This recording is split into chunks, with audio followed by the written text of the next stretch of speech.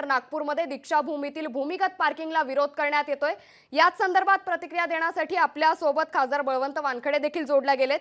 तुमचं लोकशाही मराठीमध्ये मनापासून स्वागत सर। नागपूरमध्ये आता दीक्षाभूमीतील भूमिगत पार्किंगला मोठ्या प्रमाणात विरोध करण्यात येतोय। काही संघटनांकडून आता या ठिकाणी तोडफोड देखील करण्यात येते, जाळपोळ देखील करण्यात येते। काय प्रतिक्रिया द्याल? आमचे लाखो नाही करोडो लोकांचं हृदयस्थान आहे ते दीक्षाभूमी म्हणजे, आणि त्या दीक्षाभूमीवर असं अंडरग्राऊंड पार्किंग होणं ते मुळात चुकीचं आहे आणि त्याला मान्यताच दिली कोण?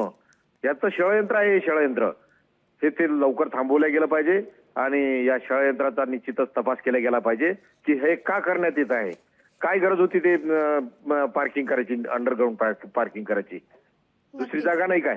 अंडरग्राऊंड पार्किंगचं काही दीक्षाभूमीच्या आवारात जर करत असतील तर ते अतिशय चुकीचं आहे। म्हणून याची चौकशी झाली पाहिजे। मान्यता देणाऱ्यांना खऱ्या अर्थाने याच्यावर गुन्हे दाखल झाले पाहिजे। जर उद्या दीक्षाभूमीचं काही झालं तर ज्या प्रकल्पाला ज्यांनी मान्यता दिली त्यांच्यावर गुन्हे दाखल करण्यात यावे। नक्कीच सर, गेल्या 3 महिन्यांपासून इथल्या नागरिकांकडून या पार्किंगला विरोध करण्यात येत होता, मात्र तरी देखील या बांधकामाला सुरुवात करण्यात आली। आता ही परिस्थिती हाताबाहेर जाते की काय अशी स्थिती निर्माण झाली आहे?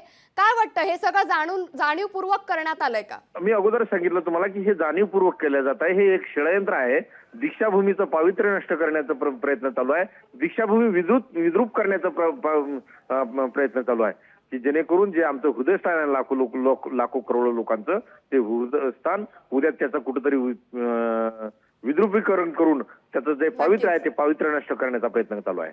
नक्कीच, धन्यवाद सर, आपण लोकशाही मराठीला दिलेल्या या प्रतिक्रियेबद्दल। लोकशाही मराठी ऐका, पहा, जागरूक रहा।